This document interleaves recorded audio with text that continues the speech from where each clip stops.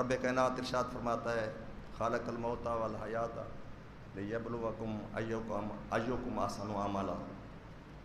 इसकी तफसीर तमाम दोस्तों ने कर दी है।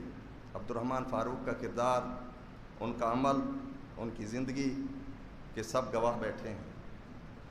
मैं तो सिर्फ इतना अर्ज़ करूँगा बकौल डॉक्टर अली शरीयती के कि उनकी ज़िंदगी खुदा के लिए जीना, डॉक्टर अली शरीयती का ये जुमला है।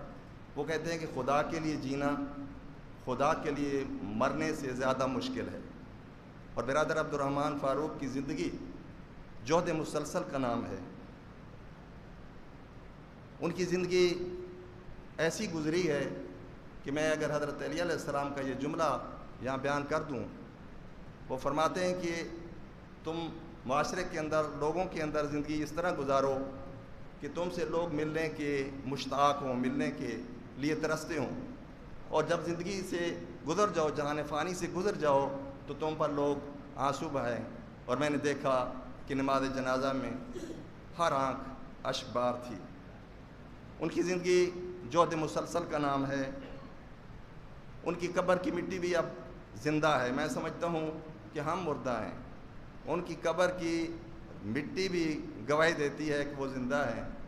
और इसकी गवाही खालिक कायनात अपनी मुक़द्दस किताब में भी इरशाद फरमाता है कि उलाइका हुमुस सदीक़ून व शाहिदून। मैं अगर कहीं जुमला गलत पढ़ गया हूँ तो मैं मादरत खा हूँ। उलाइका हुमुस सदीक़ून यानी जो अल्लाह पर और आखिरत पर ईमान रखते हैं और सच्चे दिल से ईमान रखते हैं, वो सिद्दीक भी हैं और शहीद भी हैं। वो ज़िंदा शहीद थे, वो चलते फिरते शहीद थे। उनकी ज़िंदगी शहादत की ज़िंदगी है।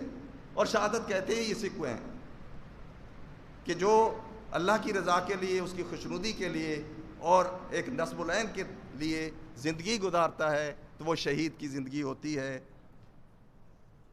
तो मैं उनकी ज़िंदगी इस तरह गुजरी। आखिर में मैं एक शेर पर इक्तफ़ा करूँगा कि माना कि इस जहां को गुलशन न कर सके, माना कि इस जहां को गुलशन न कर सके, कांटे कुछ तो हटा दिए गुजरे जिधर से हम। ये उनकी ज़िंदगी का खुलासा है।